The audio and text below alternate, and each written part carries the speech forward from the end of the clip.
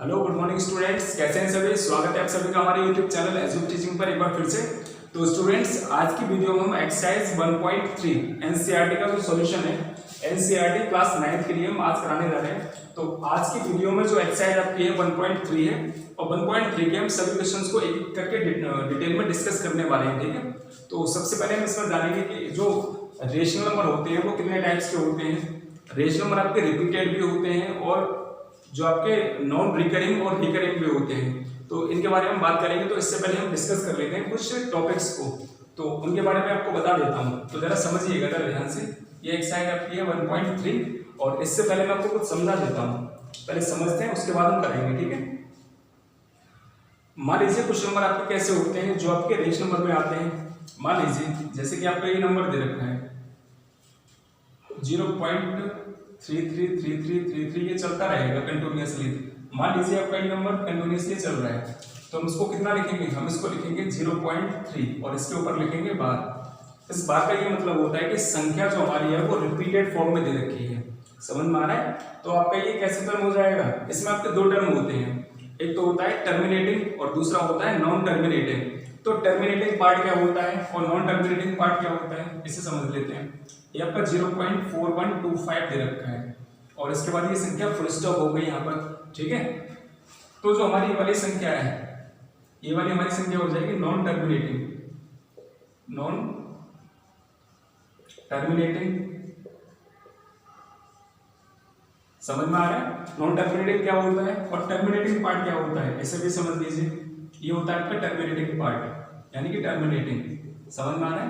Terminating का मतलब होता है संख्या हमारी पूरी तरीके से डिविजिबल हो चुकी है, और जो संख्या हमारी पूरी तरह से डिविजिबल नहीं होती है, वो जो कंटिन्यूअसली चलती रहती है रिपीटेड फॉर्म में या नॉन रिपीटेड फॉर्म में, तो आपका ये नॉन टर्मिनेटिंग पार्ट होता है। क्लियर हो गया।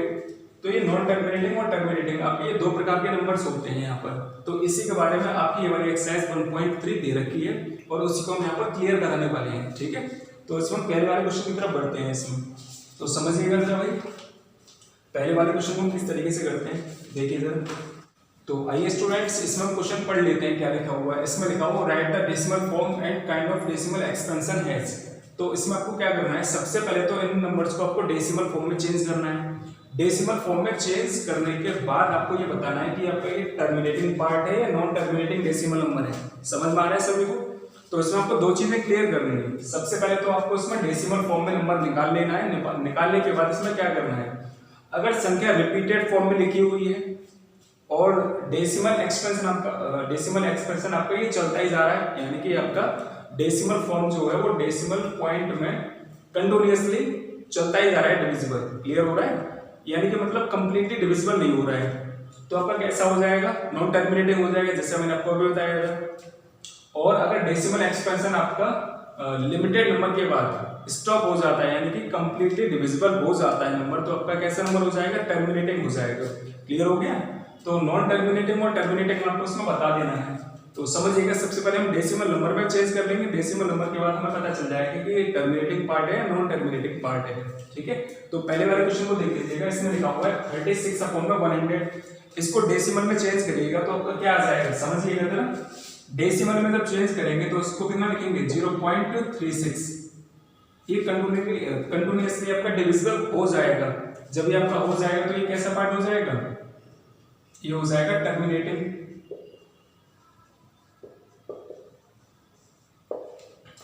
क्लियर हो गया। अब आपकी संख्या दे रखी है 1/11, तो 1/11 आपका देखिएगा, इसको हम डिवाइड दे देते हैं। इधर देख लीजिए सर, चलिए इसको हम इधर देख लेते हैं, डिवाइड करके ये आंसर हमारा कितना आ जाएगा, यानी कि 1/11 को हम डेसिमल में जब लिखेंगे तो कितना लिखेंगे, 11 से हम डिवाइड करके देख लेते हैं। आइए चलिए देखते हैं, 11 से 1 को जब डिवाइड करेंगे तो डिवाइड तो जाएगा नहीं, तो क्या करेंगे, पॉइंट लगाएंगे तो यहाँ पे 0 बढ़ जाएगा। अभी भी नहीं जाएगा तो क्या करेंगे, 0 बढ़ाएंगे, तो यहाँ पर भी एक 0 इंक्रीज हो जाएगा। तो 11 9 जा 99 हो गया। तो आपका कितना बचा, 1 बचा। और आपका फिर से आ जाएगा 0, अभी भी नहीं जाएगा तो 0 बढ़ाएंगे, तो आपका ये चलता रहेगा 09 आपका ये कंटिन्यूअसली क्या करेंगे, चलता रहेगा। तो आप इसे कितना लिखेंगे, 0.090909, इसको हम लिखेंगे 0.09 के ऊपर बार। अब जब आपका ये 0.09 के ऊपर बार लग चुका है तो आपका ये कैसा नंबर हो जाएगा, नॉन टर्मिनेटिंग रिपीटिंग। समझ में आ रहा है? तो इसके नीचे आप लिख लीजिएगा नॉन टर्मिनेटिंग है,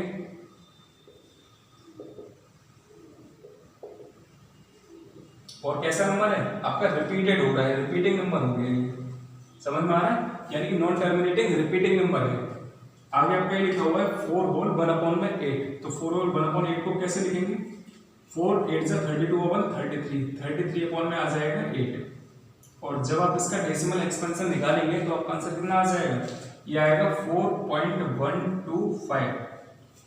निकाल कर देखिएगा आपका आंसर कितना आ जाएगा। तो आपका ये कंप्लीटली डिविजिबल है। जब कंप्लीटली डिविजिबल है तो ये नंबर कैसा हो जाएगा, टर्मिनेटिंग हो जाएगा। कैसा हो जाएगा भाई, टर्मिनेटिंग। क्लियर हो गया? अब आगे देख लेते हैं, ये 3/13 लिखा हुआ है, 3/13 को यानी कि 13 से आप डिवाइड कर लीजिए। इससे 13 से आप 3 को डिवाइड करेंगे तो ये जाएगा नहीं, पॉइंट लगा के आपका ये 0 इंक्रीज हो जाएगा।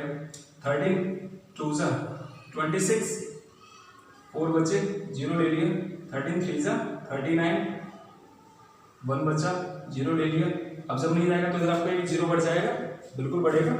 तो इसके बाद आपका ये संख्या और जाएगी, 13 7 जा 91, कितना बचा भाई, 9 बचा 0 ले लिया। 36 जा 78 हो गया, फिर से कितना बचा यहाँ पर बचा 2 और यहाँ पर बचा 1 और ये 0 ले लिया। समझ में आ रहा है? तो आपका ये और जाएगा 9 टाइम, 39 जा 117, यानी कि संख्या आपकी कैसी है, चलती रहेगी। समझ में आ रहा है? तो जब चलता रहेगा तो इसे हम लिखेंगे 0.230769, और आपका ये चलता रहेगा। जब चलता ही रहेगा तो इसमें आपका ये नंबर कैसा हो जाएगा, बताएंगे भाई? ये आपका नंबर हो जाएगा नॉन टर्मिनेटिंग रिपीटिंग नंबर है। समझ में आ रहा है? नॉन टर्मिनेटिंग रिपीटिंग नंबर हो जाएगा, नॉन टर्मिनेटिंग रिपीटिंग, यानी ये 3 के बाद फिर से यहाँ पे रिपीट होना स्टार्ट हो जाएगा। समझ गए?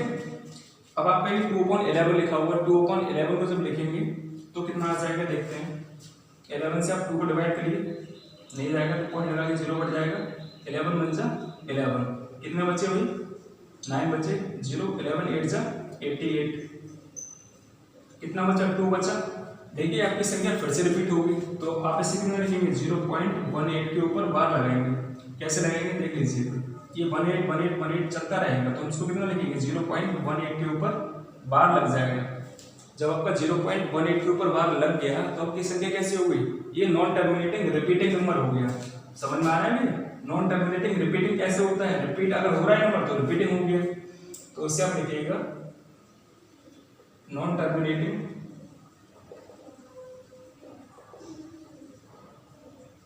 रिपीटिंग। ठीक है? अब लास्ट वाला नंबर देख लीजिए, इसको जब डिवाइड करेंगे तो आपका आंसर कितना आएगा, 0.8225। ये आपका कंप्लीट डिविजिबल हो जाएगा। जब आपका ये कंप्लीट डिविजिबल है तो आपका ये नंबर कैसा हो जाएगा, ये आपका टर्मिनेटिंग हो जाएगा। कैसा हो जाएगा भाई, टर्मिनेटिंग। क्लियर हो गया? तो आपका पहला क्वेश्चन कुछ इस तरीके से करना है आप सभी को। तो आई होप कि आपको ये समझ में आ चुका है बहुत अच्छे से। अगर आपके इसी के टाइप के और भी क्वेश्चंस अगर आते हैं, कैसा भी क्वेश्चन आ जाए, तो आपको उम्मीद है मुझे कि आप कर पाएंगे। ठीक है ना? आई होप कि आपको ये अच्छे से समझ में आ चुका है। अब हम बढ़ेंगे क्वेश्चन नंबर नेक्स्ट पर, यानी कि 2 वाले पर। ठीक है? तो चलिए स्टूडेंट्स, अब बढ़ते हैं क्वेश्चन नंबर 2 पर। क्वेश्चन नंबर 2 में मैंने आपको जो संख्या लिखी हुई है वो मैंने लिख दी है यहाँ पर। इसमें आपसे ये कहा जा रहा है कि अगर 1/7 बराबर 0.142857 और इसके ऊपर लगा हुआ है बार, इसका मतलब ये संख्या आपकी रिपीटेड दे रखी है और नॉन टर्मिनेटिंग भी है। तो इसमें आपको क्या करना है, 2/7, 3/7, 4/7, 5/7 और 6/7 की आपको वैल्यू बतानी है विदाउट लॉन्ग डिवीजन का मेथड से। समझ में आ रहा है? यानी कि आपको लॉन्ग डिवीजन मेथड यूज नहीं करना है डिवाइड का, आपको केवल डायरेक्ट इसका आंसर बताना है। तो किस तरीके से बताएंगे, चलिए आइए देख लेते हैं। ठीक है भाई? इसमें 1/7 बराबर दे रखा है, तो जरा देखिएगा 1/7 बराबर जब हमारा लिखा हुआ तो 2/7 की हमें वैल्यूशन निकालनी, तो क्या करना है, सबसे पहले हमें करना है इसमें 2 × 1/7। चूंकि हमें 1/7 की तो वैल्यूशन दे रखी है पहले से, जब दे रखी है तो हमें क्या करना है, तो 2 का मल्टीप्लाई आपको करना है 0.142857 के साथ। और इसके ऊपर आपको बार लगाना है, ये भूलना नहीं है। अगर आप ये भूल गए तो आपका आंसर गलत हो गया। ठीक है, चलिए भाई 2 का मल्टीप्लाई कर लेते हैं इसमें। 7 2 से 14 के हो गए 4, कैरी हो गया 1, 5 2 से 10 और 1 11 का हो गया 1, कैरी हो गया 1, 8 2 से 16 1, 17 का 7, कैरी हो गया 1, 2 2 से 4 और 1 5, 4 2 से 8 और 2 1 जा 2। तो आपका आंसर कितना आ जाएगा 0.285714 आ जाएगा। क्लियर हो गया।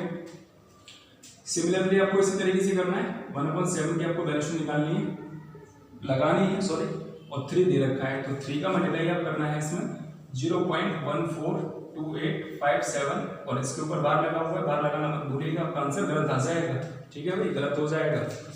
तो इसमें आप 3 का मल्टीप्लाई करेंगे तो देखिएगा 7 3 से 21 का 1, कैरी हो गया 2, 5 2 से 15 और 1 16 17 का 7, कैरी हो गया 1, 8 3 से 24 और 1 25 के 5, कैरी हो गया 2, 2 2 से 4 2 3 से 6 7 8 8 का 8 आ जाएगा। 4 3 से 12 हो गया 2, कैरी हो गया 1 और 3 1 से 3 और 1 हो गया 4, तो आ जाएगा 0.428571। इसके ऊपर बार अब आ जाते हैं 4 वाले पर। तो 4 का मल्टीप्लाई आपको 1/7 के साथ कर लेना है, तो ये आ जाएगा 4 मल्टीप्लाई 0.142857। जब इसका भी आप मल्टीप्लाई करेंगे 4 के साथ तो कितना आ जाएगा, ये भी देख लीजिए।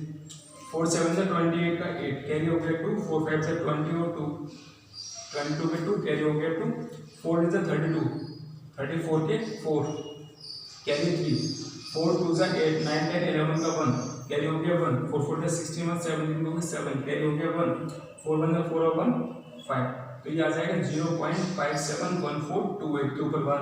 क्लियर, सेम है। युक्त वाले का मल्टीप्लाई करेंगे आपको 1/7 के साथ, तो आपका आंसर कितना आ जाएगा 5 × 0.142857। जब इसका मल्टीप्लाई करेंगे तो आपका आंसर कितना आएगा 5 7 से 35 के 5, कैरी हो गया 3, 5 5 से 25 और 3 28 का 8, कैरी हो गया 2, 8 5 से 40 और 2 42 के 2, कैरी हो गया 4, 5 2 से 10 और 4 14 हो गए 4, कैरी हो गया 1, 5 4 से 21 21 का 1, कैरी हो गया 2, 5 1 से 5 और 2 7, तो ये आ जाएगा 0.714285। क्लियर।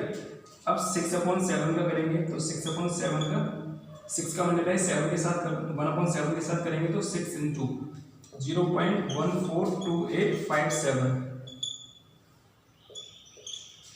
6 7 से 42 के 2, कैरी हो गया 4, 6 5 से 30 और 4 34 के 4, कैरी हो गया 3, 6 8 से 48 48 और 3 कितना हो गया 51 का 1, कैरी हो गया 5, 6 2 से 12 5 17 का 7, कैरी हो गया 1,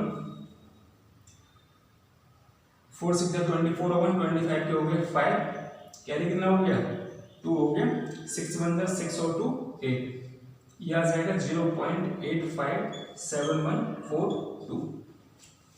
तो ये वाला जो क्वेश्चन था आपको मैंने इस तरीके से करा दिया है। बिल्कुल सेम आपको इसी तरीके से और भी क्वेश्चंस दे रखे हो सकते हैं जो आपके रेशनल नंबर के साथ मल्टीप्लिकेशन फॉर्म में और नॉन टर्मिनेटिंग फॉर्म में दे रखे होंगे, तो आपको इस तरीके से करना है। आई होप कि आपको ये समझ में आ चुका है। अब इसी के साथ हम मिलते हैं आपसे नेक्स्ट वीडियो में नेक्स्ट क्वेश्चंस के साथ। इसके जो क्वेश्चंस आगे के जितने भी हैं 3 से लेकर और 9 तक के हम आपको नेक्स्ट वाली वीडियो में कराने वाले हैं। ठीक है भाई, तो स्टूडेंट्स आज की वीडियो हमारी यहीं पर खत्म होती है और मुझे उम्मीद है कि आपको ये क्वेश्चन समझ में आ चुके हैं। और हमारे इस तरीके की वीडियो के लिए आप हमारे चैनल को सब्सक्राइब करिएगा और ज़्यादा से ज़्यादा अपने फ्रेंड्स के साथ शेयर भी करिए। ठीक है भाई, और ज़्यादा से ज़्यादा हमारे चैनल को आप सब्सक्राइब करिए। और मैं उम्मीद करता हूँ कि आपको ये क्वेश्चन समझ में आते हैं, और अगर समझ में आते हैं तो इस टाइप के क्वेश्चन आप और भी करिए, प्रैक्टिस करिए। और नहीं आता है तो हमारे कमेंट बॉक्स में कमेंट करिए। ठीक है, हम आपको वो भी क्वेश्चन कराएंगे, चाहे आपके बुक के हैं या बुक से हटकर भी दे रखे हैं, तब भी आप पूछ सकते हैं। ठीक है, मिलते हैं आपसे बहुत ही जल्द नेक्स्ट वीडियो में। Take care and good bye.